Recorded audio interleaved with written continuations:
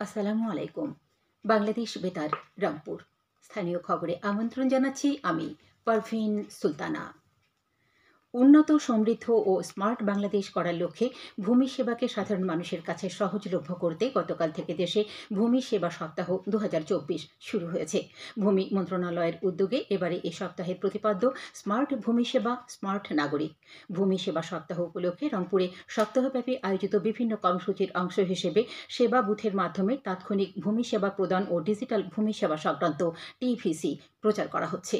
জেলা প্রশাসকের কার্যালয় চত্বরে ও সকল উপজেলা ভূমি অফিস প্রাঙ্গণে স্থাপিত সেবা বুথে গতকাল থেকে শুরু হয়েছে ভূমি সংক্রান্ত বিভিন্ন সেবামূলক কাজ, যা আগামী 14 জুন পর্যন্ত চলবে।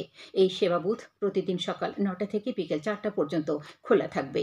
লালমনিরহাট, কুড়িগ্রাম, গাইবান্ধা, জয়পুরহাট সহ উত্তরাঞ্চলের জেলা ও উপজেলাগুলোতেও অন্যান্য স্থানের মতো গতকাল থেকে ভূমি সেবা সপ্তাহ শুরু হয়েছে। প্রধানমন্ত্রী শেখ হাসিনা আগামী মঙ্গলবার আশ্রয়ন 2 প্রকল্পের আওতায় পঞ্চম পর্যায়ের দ্বিতীয় ধাপে দেশব্যাপী ভূমিহীন ও গৃহহীন পরিবারের মাঝে জমিসহ ঘর হস্তান্তর করবেন বলে আশা করা হচ্ছে। এর আওতায় রংপুরের গঙ্গাচড়ায় 100টি ভূমিহীন ও গৃহহীন পরিবারকে জমিসহ গৃহ হস্তান্তর করা হবে। এ উপলক্ষে গতকাল উপজেলা পরিষদের প্রশাসনিক ভবনের হলরুমে অনুষ্ঠিত এক প্রেস কনফারেন্সে উপজেলা নির্বাহী অফিসার নাহিদ তামান্না জানান, এ প্রকল্পের আওতায় এ পর্যন্ত 650টি ভূমিহীন ও গৃহহীন পরিবারকে মালিকানা সহ বাড়ি প্রদান করা হয়েছে। তিনি বলেন, ওই দিন উপকারভোগীদের মাঝে গৃহ প্রদানের সনদ, কবুলিয়ত দলিল ও নামজারি কপি হস্তান্তর করা এবং একই সঙ্গে উপজেলাকে ভূমিহীন ও গৃহহীন মুক্ত ঘোষণা করা হবে। আমাদের লালমনিরহাট সংবাদদাতা জানান, পঞ্চম ধাপের দ্বিতীয় ও শেষ পর্যায়ে জেলার 5টি উপজেলায় 1006টি গৃহহীন ও ভূমিহীন পরিবারকে বিনামূল্যে পাকা বাড়ি প্রদান করা হবে। এর মধ্যে হাতীবান্ধায় 201টি ও আদিতমারিতে 142টি পরিবার জমিসহ ঘর পাবেন। গতকাল জেলা ও উপজেলা প্রশাসন প্রেস কনফারেন্সের মাধ্যমে এসব তথ্য জানান। আমাদের গাইবান্ধা সংবাদদাতা জানান, আগামী মঙ্গলবার জেলার সাঘাটা ও ফুলছড়ি উপজেলাকে ক শ্রেণীর ভূমিহীন গৃহহীন মুক্ত ঘোষণা করা হবে। আজ জেলা প্রশাসকের কার্যালয়ের সম্মেলন কক্ষে এক প্রেস ব্রিফিংয়ে এ তথ্য জানান অতিরিক্ত জেলা প্রশাসক জাহিদ হাসান সিদ্দিকী। তিনি বলেন, প্রাকৃতিক বা অন্য কোনো বিশেষ কারণে কোনো ব্যক্তি নতুন করে ভূমিহীন ও গৃহহীন হলে তাদেরকে দ্রুততার সাথে পুনর্বাসনের আওতায় আনা হবে।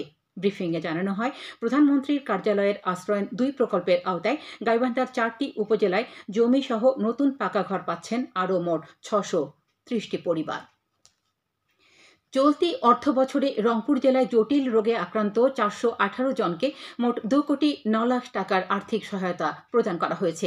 সমাজসেবা অধিদপ্তর 2013-2014 অর্থ বছর থেকে ক্যান্সার, কিডনি, লিভার সিরোসিস, স্ট্রোকে প্যারালাইজড, জন্মগত হৃদরোগ ও থ্যালাসেমিয়া রোগে আক্রান্ত দরিদ্র রোগীদের 50,000 টাকা করে আর্থিক সহায়তা প্রদান করে আসছে।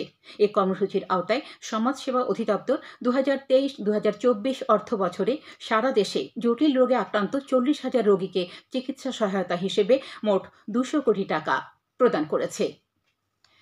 ইউনিয়ন পর্যায়ে বাল্যবিবাহ প্রতিরোধ বিষয়ক এক সমন্বয় সভা গতকাল কুড়িগ্রামের রাজীবপুর উপজেলার মোহনগঞ্জ ইউনিয়ন পরিষদ হলরুমে অনুষ্ঠিত হয়। স্থানীয় ইউনিয়ন পরিষদ চেয়ারম্যান মোহাম্মদ আনোয়ার হোসেনের সভাপতিত্বে অনুষ্ঠিত সভায় বাল্যবিবাহ রোধ কল্পে আইনি তৎপরতা বাড়ানোর সুপারিশ করা হয়। পাশাপাশি অভিভাবকদের নিয়ে উঠান বৈঠক এবং বিদ্যালয়গুলোতে অভিভাবক সমাবেশ আয়োজনের মাধ্যমে সচেতনতা বাড়ানোর সিদ্ধান্ত নেওয়া হয়। ইউনিয়ন পরিষদ সদস্য, শিক্ষক, ইমাম ও ইউনিয়ন বিবাহ রেজিস্ট্রারগণ এতে উপস্থিত ছিলেন। কুড়িগ্রামের রৌমারী ও রাজীবপুর উপজেলায় কৃষকদের বৈজ্ঞানিক পদ্ধতিতে উচ্চ ফলনশীল জাতের আউশ ধান চাষে উৎসাহী করে তুলতে 11টি প্রদর্শনী প্লট স্থাপন করা হয়েছে। এর মধ্যে রৌমারীতে 7টি ও রাজীবপুরে 4টি প্লট রয়েছে। রংপুর বিভাগীয় কৃষি ও গ্রামীণ উন্নয়ন প্রকল্পের অর্থায়নে 1 একর করে জমিতে স্থাপিত এসব প্লটের জন্য জমির মালিককে বিনামূল্যে বীজ, সার ও কীটনাশক সহ অন্যান্য সকল প্রকার সহযোগিতা দেয়া হচ্ছে।